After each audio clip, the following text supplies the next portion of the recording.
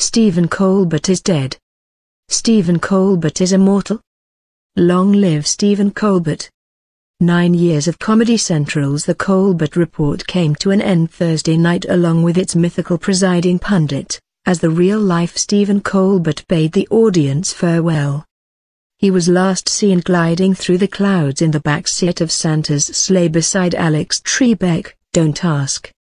Before that, after offing the Grim Reaper and declaring himself immortal, don't ask, he led a glorious sing-along in the studio with a room of luminaries ranging from Daily Show host Jon Stewart, Andy Cohen and Big Bird to George Lucas, Arianna Huffington and Henry Kissinger. With Randy Newman at the piano, the gathered sang the poignant pop standard whose lyrics go, "We'll meet again, don't know where, don't know when. But I know we'll meet again, some sunny day."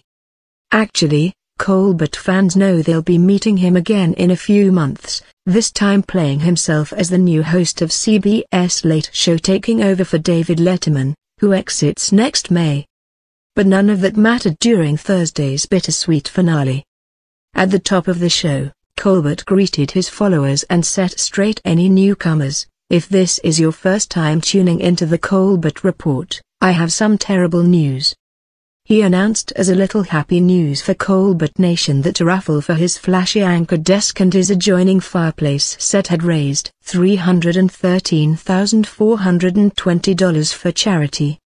In discussing his legacy, something this delightfully self-absorbed host was always happy to do, Colbert fired back against the thinkerati who, he charged, were questioning his impact. "But I'm not here to brag about how I changed the world," he went on.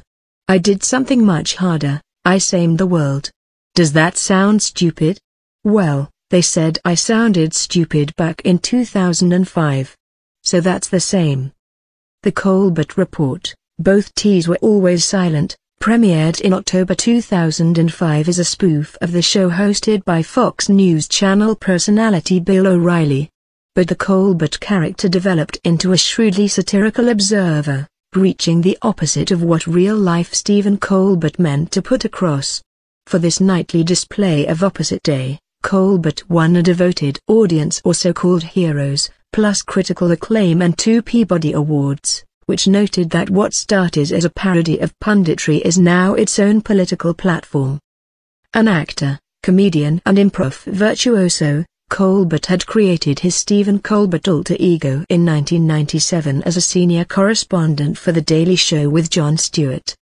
Then he graduated to a show of his own, where he not only exposed the failings and fumblings of government, society and the media, but he also got directly involved in these issues. He formed a super PAC, Americans for a Better Tomorrow, which solicited donations as a demonstration of how money distorts the electoral process. In 2007, he announced he would be running for president, but only in his native state, South Carolina, whose Democratic Party voted to keep his name off the ballot.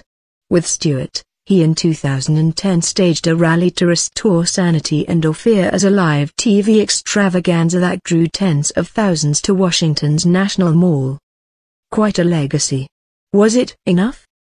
If all we achieved over the last 9 years was to come into your home each night and help you make a difficult day a little bit better, said Colbert, for a moment almost getting sentimental.